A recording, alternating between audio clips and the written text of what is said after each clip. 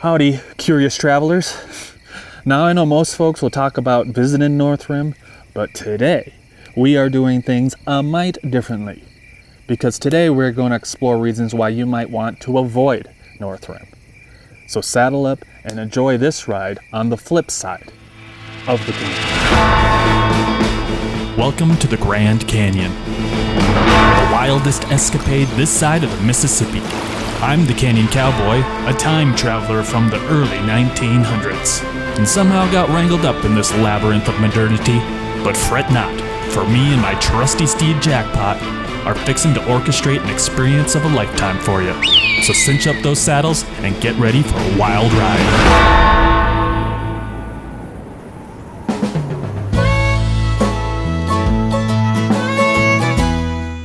When it comes to the North Rim, you're in for a serenade of serenity and an adventure that'll have your boots tapping. It's a tad more secluded and less polished than its southern counterpart, and let me let you in on a little secret. It's a magnet for fewer folks. You won't be wrangling with crowds like you would down south. Now, if you're the kind of traveler who likes to wrangle multiple wonders in one go, the North Rim slides right into a dance with other scenic gems like Zion, Bryce Canyon, and Lake Powell. It's like a dance card for your soul. However, though there are pros, presently we're fixing to chat about 10 reasons why you might want to give the Grand Canyon's North Rim the cold shoulder and avoid it altogether. And stick around till the end, because I may have a surprise for you. Now, before we hit the trail, allow me to introduce my trusty steed, Jackpot. Whoa, steady now. We'll settle up in just a sec. As I was saying, we'd be much obliged if you give this video a hearty thumbs up and subscribe for more adventures. And if you're bound for these here parts, peruse GrandCanyonPosse.com for all of your travel needs. We got transportation, guided excursions, itineraries, accommodations, and the best grub around these parts. Join the posse and let's make indelible memories. Now where was I? Right, let's giddy up. Woo! Alrighty, let's kick this off with numero uno, shall we? Now, if you hold an aversion to the art of driving, whoa there, buddy, whoa, easy now, steady. You know I hold a special place in my heart for the joy of riding. Whew. I gotta apologize, this here's my trusty steed Jackpot, and he's got a bit of a sensitive side. Say hi, Jackpot. Now, what I was gently implying is that these lengthy joy rides might not be everybody's cup of cactus tea. Embarking on the journey to the North Rim is no mere hop, skip, and jump. It's a bona fide commitment, demanding a robust 250-mile drive from the glittering lights of Las Vegas and a whopping 350-mile jaunt from the sunny realms of Phoenix, clocking in at approximately 5.5 hours from Las Vegas and 7 hours from Phoenix. Now, if you're up for landing at a smaller regional airport, options like St. George, Utah, or Flagstaff, Arizona might tickle your fancy. However, brace yourself for an additional 3 to 4 hours in the saddle. If the thought of a prolonged sojourn in your trusty steed ain't exactly your preferred cup of cactus tea, well then, partner, this might not be the trail for you.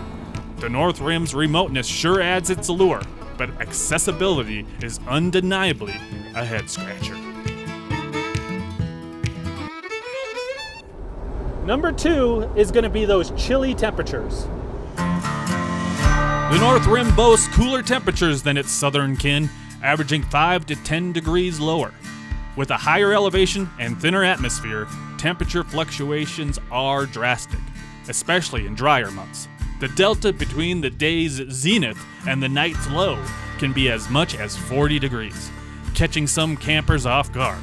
If you aim to capture a sunset spectacle, be primed for a significant temperature tumble as the sun bids adieu, necessitating layers to stave off the chill. Third on the list is going to be if you're expecting to have an easy hike to the river. Hiking to the river from the South Rim requires forethought, planning, and ample training due to the distance and elevation changes. The North Rim ratchets up this challenge with a 14-mile hike one way, and nearly a 6,000 feet elevation shift. This trek ain't for the faint of heart, as it demands physical grit and readiness. If the goal is to catch a glimpse of the river up close, it might be savvier to steer your course to Lee's Ferry, about an hour and 45-minute drive from the North Rim. 4 is going to be that oh-so-thin air. At an elevation of approximately 8,000 feet, the air at the North Rim is notably thin. The journey to this elevation enclave involves ascending the Kaibab Plateau, reaching 1,000 feet higher than the South Rim. Travelers arriving from elevations lower than 4,000 feet may experience shortness of breath, lightheadedness, and even headaches. It's advisable to allow yourself at least a half a day, if not a full day, to acclimate to the altitude, emphasizing the need to slow down, take your time, and stay hydrated. 5 is going to be if you're just passing through the area and hoping to have just a quick stop. Thinking of making a brief halt off of Highway 89A? Reckon again. From Jacob Lake, where Highway 89A intersects with Highway 67 leading to the North Rim, you're staring down a minimum 45-minute drive just to reach the rim. This duration doesn't account for potential stops to capture the mesmerizing landscape or the unexpected wildlife encounters. The North Rim demands more than a fleeting visit. It requires dedicated time to savor its beauty fully. The 6th reason is going to be going in without a meal plan. If you hanker for a fancy sit-down meal within the park, the Grand Canyon Lodge is your primary option. However, securing a spot without reservations can be a tough nut to crack, particularly during the bustling summer months. The dining room, while sizable, faces high demand, leading to potential hours-long waits or in some cases being turned away. To avoid involuntary fasting, especially in the peak seasons, having solid reservations or packing a picnic becomes a prudent choice. Number 7, the predicament of trying to snap an epic photo. While the North Rim offers matchless opportunities for sunrise and sunset photos, its lofty elevation brings forth very bright and harsh sunlight. Unlike the South Rim, where the sun shines directly on the canyon, the North Rim's midday sun can cast deep shadows, making photography a tricky dance. Capturing the grandeur of the North Rim proves challenging due to its elevation, exploration difficulties, and the nuanced art of photography. 8, there just ain't no nearby airports. Convenience ain't the North Rim's strong suit when it comes to airports. The closest major hub is Las Vegas, involving a substantial 5 to 6 hour drive. While the South Rim boasts Flagstaff's regional airport just an hour and a half away, the North Rim demands a more extended journey, even for those flying commercially. The options are limited, demanding commitment of time and resources. Which kind of leads to number 9, no helicopter hoe-downs. If you're fixing for a helicopter hootenanny, the North Rim don't readily provide options. The nearest runways for charter flights or private planes are located at Kanab Airport or Marble Canyon Airport, each requiring additional hours of travel after you land.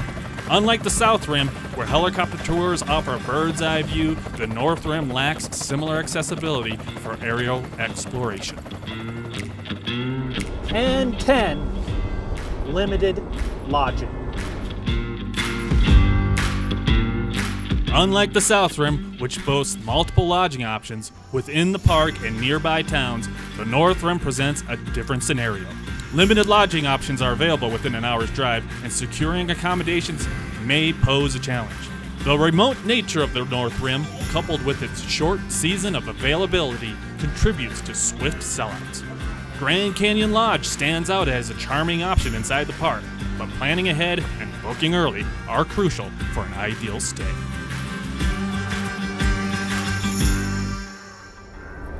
But hold your horses, I got one more for you, and this one just might be the most important. Why shouldn't you go to the North Rim? Because it's winter, and it's closed.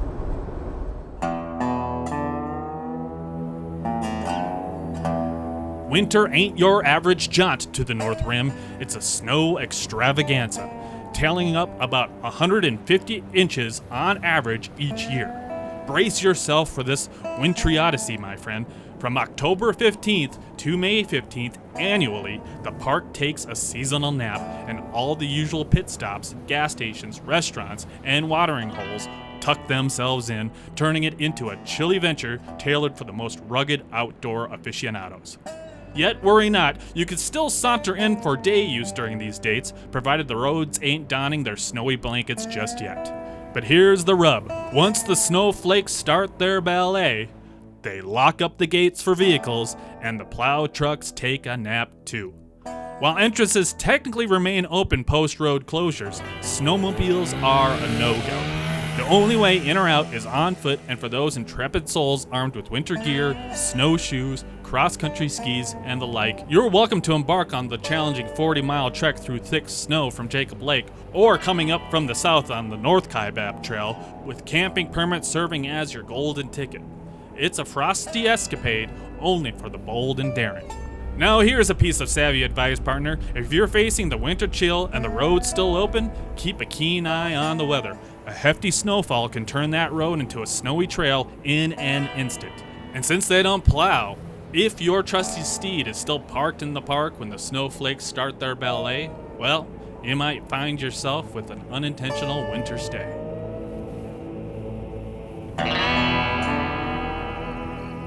There you have it, partner. The top 10 reasons why some might want to avoid the North Rim. But before you make your decision, head on over to GrandCanyonPosse.com. We've got travel deals galore, whether you're headed north or south. It is the key to unlocking your Grand Canyon adventure. So, until our paths cross again, I will see you on down the trail, my friend.